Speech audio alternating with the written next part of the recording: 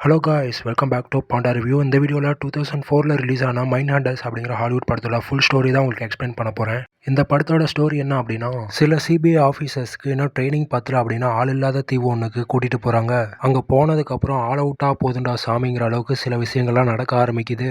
இப்போ வாங்க கதைக்குள்ளே போகலாம். ஃபஸ்ட்டு கொஞ்ச நேரம் ஸ்லோவாக சொல்கிற மாதிரி இருக்கும். அதுக்கப்புறம் நான் வேகமாக சொல்ல ஆரம்பிச்சிருப்பேன். வீடியோ ஃபுல்லாக பாருங்கள். யாரோ ஒரு கொலைகாரன் 2 பொண்ணுங்களை கடத்திட்டு போயிடுறான். 2 சிபிஐ ஆஃபீஸர்ஸ் தேடி போகிறாங்க. ஒரு பில்டிங்க்கு வெளியே கடத்திட்டு போனவனோட கார் நிற்க அந்த பில்டிங்ல இருந்து அந்த பொண்ணுங்க கத்துற சவுண்டும் கேட்குது. உள்ளே போய் பார்க்குறாங்க. அங்கே நடந்த துப்பாக்கி சண்டையில் அந்த லேடி ஆஃபீஸர் அடிபட்டு கீழே விழுந்துடுறாங்க. உடனே லைட்ஸ்லாம் ஆன் ஆகுது. அடிபட்டு கிடந்தீங்க எல்லாமே எந்திரிக்கிறாங்க. இது சிபிஐக்கான ஒரு ஒத்திகை, ஜஸ்ட் ஒரு ஸ்டிமுலேஷன் ட்ரைனிங். ஹாரிஸ் அந்த ட்ரைனிங் ப்ரோக்ராம்ல யார் யார் என்ன தப்பு பண்ணாங்க அப்படின்றத சொல்றாரு. அடுத்த ஒரு ட்ரைனிங்காக ஒரு தீவுக்கு போறதை சொல்றாரு. ஒரு பார்ல அந்த ட்ரைனிங் எடுத்த எல்லாருமே மீட் பண்ணிக்கிறாங்க. எல்லாருமே ஃப்ரெண்ட்ஸா தான் இருக்காங்க. இந்த டீம்ல யார் யாரெல்லாம் இருக்காங்கன்னா, சாரா அப்படின்னு ஒருத்தி இருக்கா. இவ எல்லாத்து மேலேயுமே பாசமா இருப்பா. அப்புறம் வின்ஸ் ஒரு ஹேண்டிகேப், லூகாஸ், நிக்கோல், ரிஸ்டன், பெரி, பாபி அப்படின்ட்டு 7 பேர் இருக்காங்க. சாராவும் ரிஸ்டனும் கொஞ்சம் க்ளோஸான ஃப்ரெண்ட்ஸ் மாதிரி. வின்ஸ் சாரா கிட்ட தான் ஒரு ஹேண்டிகேப் இருக்கனால ஹாரிஸ் தன்னை குறையா பார்க்குறான் அப்படிங்கிறத சொல்கிறான்.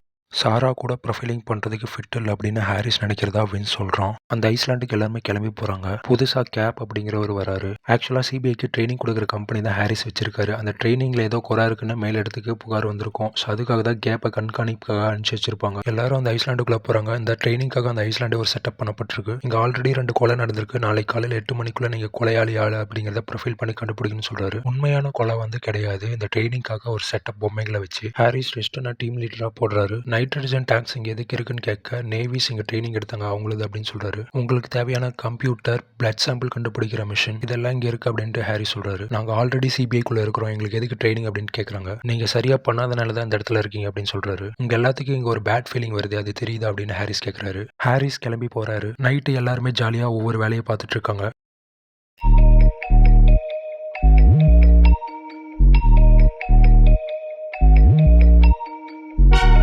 பெரிய ஐஸ்லாண்டுக்கு டூர் வந்த மாதிரி ட்ரெஸ் பண்ணிட்டு சுத்திட்டு இருக்கோம். எல்லாரும் புதுசா கேப் கிட்ட கேள்வி கேட்கறாங்க. ரெஸ்டன் கேட்கறான், உனக்கு என்ன திறமை இருக்கு, எத்தனை கொலை பண்ணிருக்கன்ட்டு இங்க வந்திருக்க அப்படின்னு. லூகாஸ் சொல்றான், இவன் உடம்புல இருக்க டேட்டூஸ் எல்லாம் பார்த்தா இவனுக்கு இவன் பேரண்ட்ஸை பிடிக்காது அப்படின்னு சொல்றான். நிக்கோல் சொல்றா, வந்ததுல இருந்து என்னையும் சாராவையும் பார்க்கவே இல்லை அப்படின்னு. ஆல்ரெடி ரிலேஷன்ஷிப்ல ஃபெயிலியர் ஆயிருப்பான்னு நினைக்கிறேன் அப்படிங்கிறோம். கேப் இவங்களுக்கு எல்லாத்துக்கும் ரிப்ளை பண்ற மாதிரி இது எல்லாமே உங்களுடைய அசியூம் தான் அப்படின்னு சொல்றான். பாபி சொல்றான், இவன் ரொம்ப வார்த்தைகளை கவனமா இருக்கிறான், சம்திங் எதையோ மறைக்கிறான் அப்படிங்கிறான். கேப் சொல்றான், நீங்க சொல்றது எல்லாமே உங்களுடைய கேரக்டரை காட்டுற மாதிரி தான் இருக்கு. அந்த பாபி அந்த கேம் விளையாண்டுட்டு இருக்கிறத பார்த்தா அவன் ஒரு கேம்லிங் அடிக்ட் மாதிரி தெரியுது. இந்த நிக்கோலை பார்த்தா இங்க இருக்கிற யாரு கூட ரொம்ப க்ளோஸா இருக்கிறான்னு தெரியுது. ரெஸ்டனை பார்த்தா இங்க இருக்கிற எல்லாத்துக்கும் லீடராக ட்ரை பண்றான். அதுக்கப்புறம் இந்த சாரா இந்த இடத்துக்கே ஃபிட் இல்ல, மனசளவுல வீக்கா இருக்கா அப்படின்னு சொல்றான். அப்படின்னு கேப் ஒவ்வொருத்தரையும் ப்ரிடிக்ட் பண்றான். சாரா தனியா உட்காந்து ஹாரிஸ் தான் இதுக்கு ஃபிட் இல்லைன்னு சொன்னதை நினைச்சு ஃபீல் பண்ணிருக்கா. லூகாஸ் சொல்றான், சின்ன வயசுல நான் எங்க அப்பா அம்மாவை இழந்து வாழ்றதுக்கு ரொம்பவே கஷ்டப்பட்டேன். வாழ்க்கையில நிறைய கஷ்டப்பட்டதுக்கு அப்புறம் எனக்கு தைரியம் வந்துருச்சு அப்படிங்கறத சொல்றான். அதே மாதிரி உனக்குள்ளேயும் தைரியம் வரும் அப்படிங்கிற மாதிரி சொல்றான். ஸோ அன்னைக்கு நைட்டு எல்லாருமே தூங்க போயிடுறாங்க. ஒரு சிலர் தூங்காம விளையாண்டுட்டு இருக்காங்க,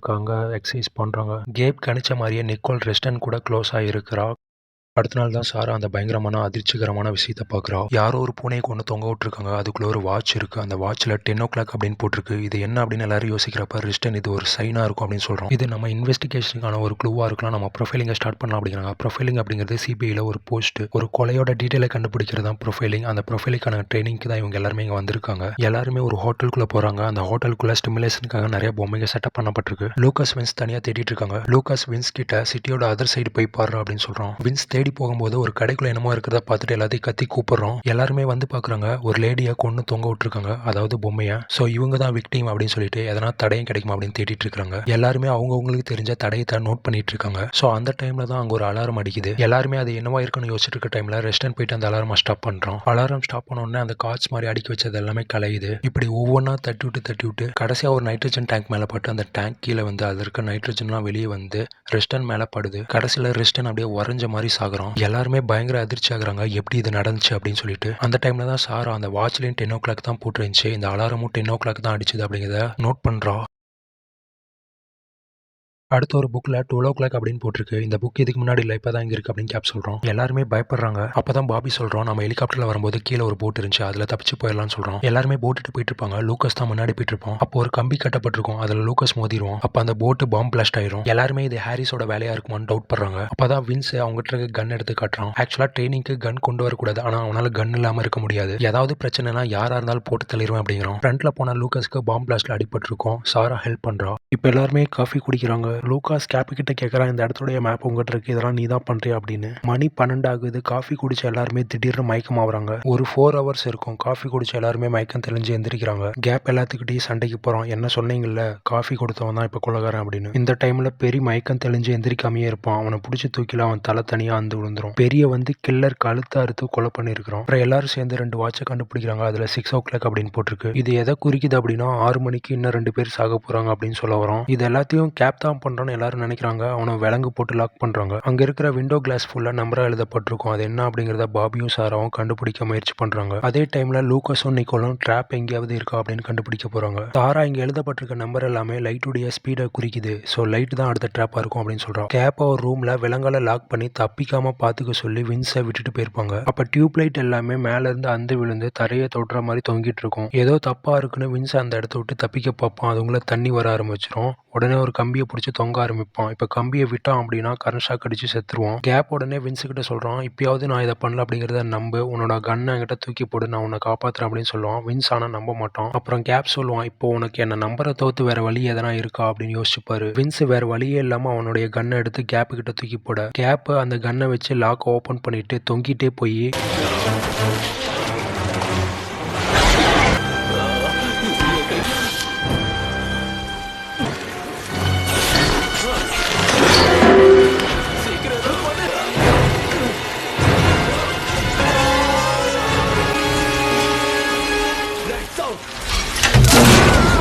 பவர் ஆஃப் பண்ணி வின்ஸையும் காப்பாத்திடுறோம். இப்ப தண்ணி லீக் ஆயிட்டு இருக்குல்ல, அந்த தண்ணி ஆஃப் பண்றதுக்கு பாபி போறான். அந்த வால்வா அவன் திருப்பியில வேகமா ஒரு அம்பு வந்து அவனை குத்தி கொள்ளுது. அந்த தண்ணி ஆஃப் பண்ண சொன்னது லூகாஸ். அதனால நிக்கோல் லூகாஸை டவுட் பண்றான். கடவுளே, நான் இதை யதார்த்தமா தான் சொன்னேன் அப்படின்னு லூகாஸ் சொல்றான். சாரா சொல்றா, கில்லர் எதனா ஒரு தடயத்தை மிஸ் பண்ணிருப்பான் அப்படின்னு. எல்லாருமே தேடி பாக்குறாங்க. இந்த டைம்ல சாரா அந்த ரூம்ல இருக்க கிளாக்கியே பார்த்துட்டு இருக்கா. நிக்கோல் வந்து ஏன் அப்படி பார்த்துட்டு இருக்கு அப்படின்னு கேக்குறா. ஒன்னும் இல்ல, சும்மாதான் அப்படின்னு சொல்லிட்டு போறா. பெரிய டெட் பாடியோட நகத்துல ஒரு ரத்த படிவம் இருக்கு. அந்த பிளட் சாம்பிளை எடுத்து செக் பண்ணி பார்த்தா அது சாராவோட பிளட் அப்படின்னு காட்டுது. உடனே எல்லாரும் கன் எடுத்து சாரா பக்கம் குறி வைக்க, சாரா இதை நான் பண்ணல அப்படின்னு கெஞ்சிரா. லூகாஸ் மட்டும் சாரா இதை பண்ணிருக்க மாட்டா அப்படின்னு சப்போர்ட் பண்றான். நிக்கோல் சாரா தான் இதை பண்ணிருப்பா அப்படின்னு சொல்ல, சாரா ஒருவேளை நீ பண்ணிருக்க மாட்டியா அப்படின்னு நிக்கோலை சொல்ல, நிக்கோல் ஓ என்னையே சந்தேகப்படுறீங்களா அப்படின்ட்டு கன் எடுத்துக்கிட்டு என் பின்னாடி யாராவது வந்தீங்க அப்படின்னா சுற்றுவேன் அப்படின்ட்டு அவ வெளியே போயிடுறா. அதுக்கப்புறம் சாரா ஒரு முக்கியமான விஷயத்த சொல்றா, இந்த கொலைகள் எதுவுமே ரேண்டமா நடந்த மாதிரி தெரியல. எப்படி சொல்றேன் அப்படின்னா, ரெஸ்டன் தான் இந்த டீம் எல்லாத்தையும் வழி நடத்திட்டு இருந்தான். அவன் போயிட்டு அந்த அலாரம் ஆஃப் பண்ணான், இறந்தான்.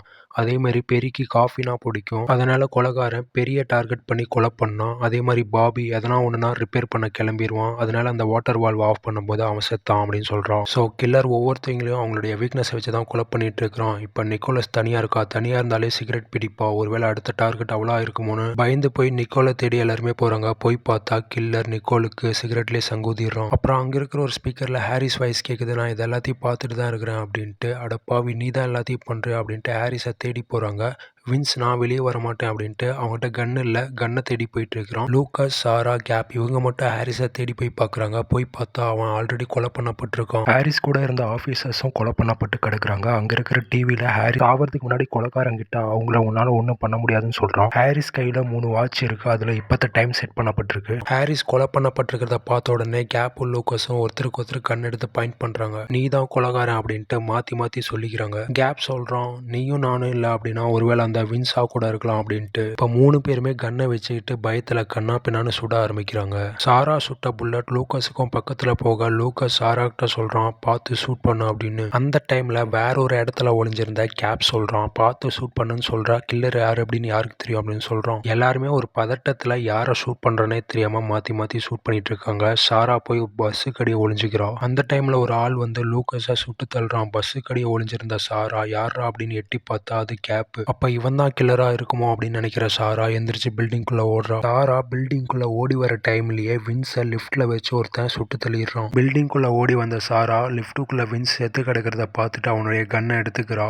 இந்த டைம்ல பின்னாடி இருந்து வந்த கேப் சாராவை போட்டு அடிக்கிறான். அதுக்கப்புறம் சாராவை பார்த்து சொல்றான், நீலாம் எப்படி சிபிஐக்குள்ள வந்து, அது மட்டும் இல்லாம ஈஸியா இங்க வந்து ப்ரொஃபைலர் ஆயிரலாம்னு நினைக்கிறல அப்படின்னு. சாராவும் பதிலுக்கு சொல்றா, உனக்கு மட்டும் என்ன திறமை இருக்கு அப்படின்னு. சாராவை போட்டு கேப் அடிச்சிட்டு இருக்கிற டைம்ல லூகாஸ் பின்னாடி இருந்து வந்து கேப் கேப்பை போட்டு அடிக்கிறான். ஆக்சுவலாக இன்னும் லூக்கஸ் வந்து சாகல, அவன் வந்து புல்லட் ப்ரூஃப் ஜாக்கெட் போட்டிருந்திருப்பான். பயங்கரமான சண்டைக்கு அப்புறம் லூக்கஸ் கேப் அடிச்சு போட்டுறான். அப்புறம் லூக்கஸ் சாரா கிட்ட வந்து கேட்குறான், நம்ம எப்படி இதெல்லாம் ப்ரூவ் பண்ண போறோம் அப்படின்னு. சாரா சொல்றா, அது ஒன்றும் அவ்வளோ பெரிய பிரச்சனை இல்லை, ஈஸியாக நம்ம ப்ரூவ் பண்ணிடலாம். பாபி செத்த உடனே நான் கிளாக்கை 15 நிமிஷம் ஸ்லோ பண்ணேன். அந்த கில்லர் ப்ரிசிஷன் டைமிங் அதில் தானே குறியா இருந்தான். கண்டிப்பாக அவன் வந்து அந்த டைமிங்கை மறுபடியும் மாற்றி வச்சிருப்பான். லூக்கஸ் சாரா கிட்ட சொல்கிறான், ஓகே இப்போ கேப் தான் கொலகாரன் அப்படின்னாலும் அவன் தான் அந்த டைமிங்கை மாற்றி வச்சான் அப்படிங்கிறத நம்ம எப்படி ப்ரூவ் பண்ண போகிறோம் அப்படின்னு கேட்குறான். சாரா சொல்கிறான், அந்த கிளாக்கில் நான் ஒரு பவுடர் அப்ளை பண்ணியிருந்தேன். கேப் அந்த கிளாக்கில் டைமிங் மாற்றும் போது அந்த பவுடர் அவன் கையில் பட்டிருக்கும். இந்த லைட் அவன் கையில் அடித்தா தெரிஞ்சிடும் அப்படின்ட்டு ஒரு பச்சை கலர் லைட் அவன் கையில் அடிக்க அவன் கையில் பவுடர் இருக்காது.